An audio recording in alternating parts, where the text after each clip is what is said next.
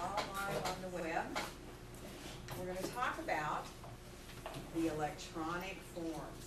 And we're going to do grants.gov, which is basically about 95% of all government programs. Excuse me.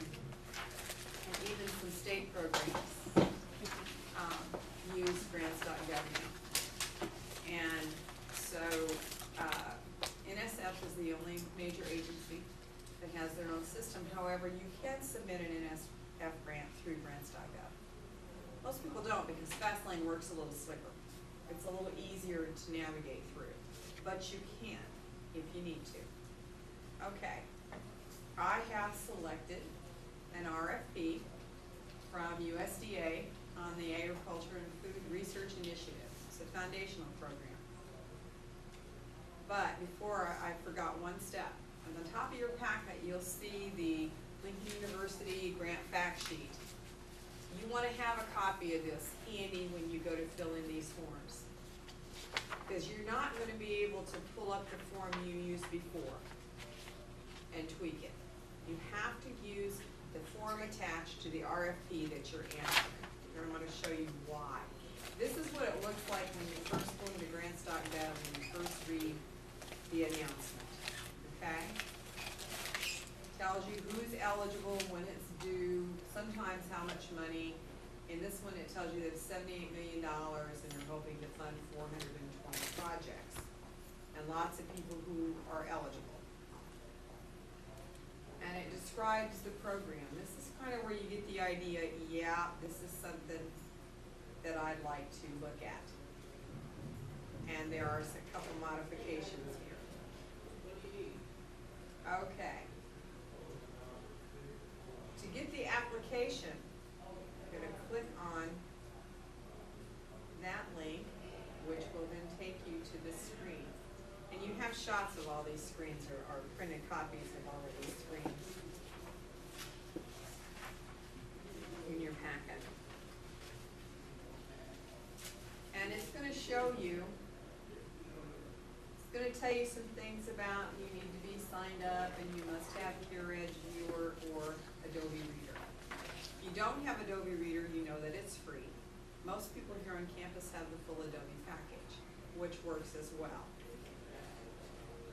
When you're ready to look at the application, once you've kind of read through this and you make sure you're going to be able to read it, you just click on the download and it brings you to this screen. And this screen's real handy because you can put here your email address and you will get a notice of any changes that are made. You get an email that says there's been a note that there's been a modification to the announcement, and it'll give you a link that you can click on and go to that.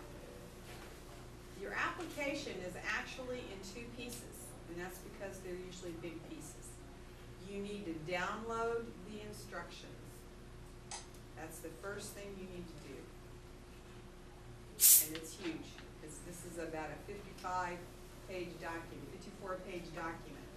This tells you how to fill out the application. This is what tells you what goes in the narrative, what the reviewers are going to look at, how they're going to score it. It tells you the percent of the score, the different components require. And that changes. I looked at one the other day where the evaluation plan was 40%. That's a lot. Some of them, the need is a big percentage, but it tells you how many points you could score, and then it tells you the percentage of the overall score that the various sections play. And that helps you kind of lay out your outline, because it also tells you how many pages, spacing, font, and then it tells you exactly what they want to know in each of those sections. So this is very important.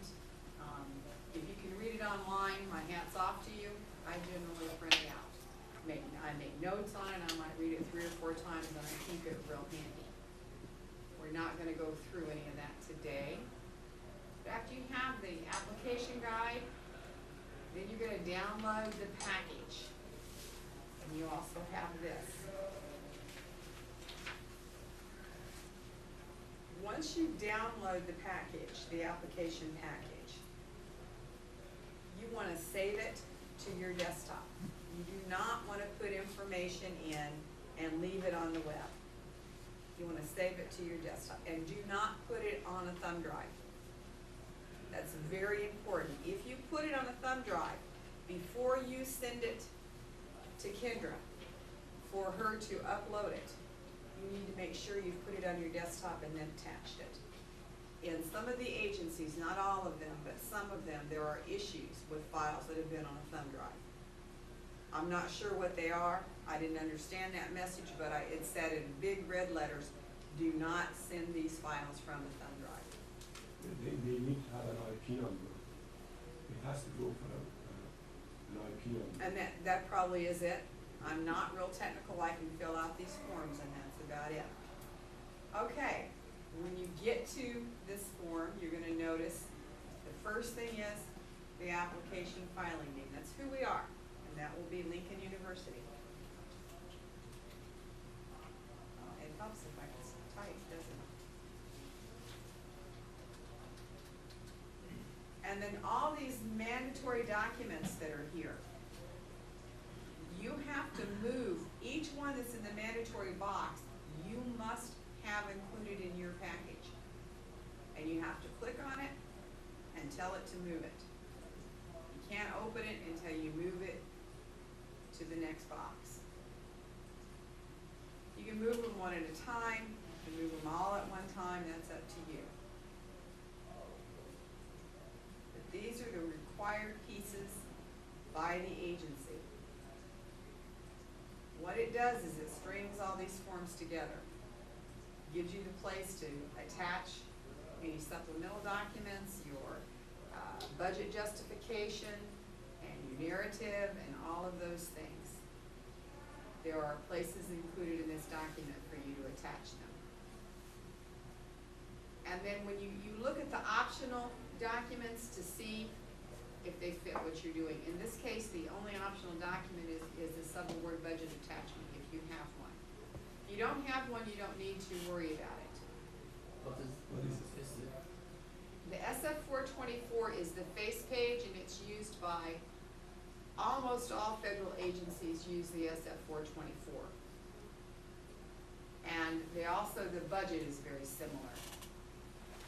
Once you move these over, they're attached, and you can move right on down to fill them out.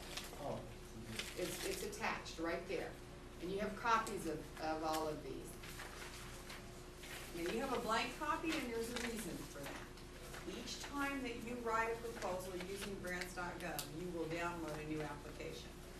There might be information from an old one that you can use, but you want to make sure that you start out with a blank and that you have not copied or opened inadvertently the wrong one. Because the information on the first page, all this information about the agency and the grant and the CFDA number, that all populates when you open it. You can't change any of those things. On this form, you can't change anything that is not in the yellow. So we're going to do a little bit of this. We're going to make it be an application. If you don't understand what they're asking for, you can hold the cursor over it, and it will give you an explanation like that. It will tell you what they're looking for. Okay. So now I have to get my grant fact sheet because I don't remember things like this. And I'm not going to fill all of these blanks in. I think you're intelligent enough to read and know what the mailing address is and all of those things for Lincoln University. First thing that we're going to do is give them our DUNS number, which is on the grants fact sheet, and it is 07-997-064. Except that the number lock wasn't on the sheet.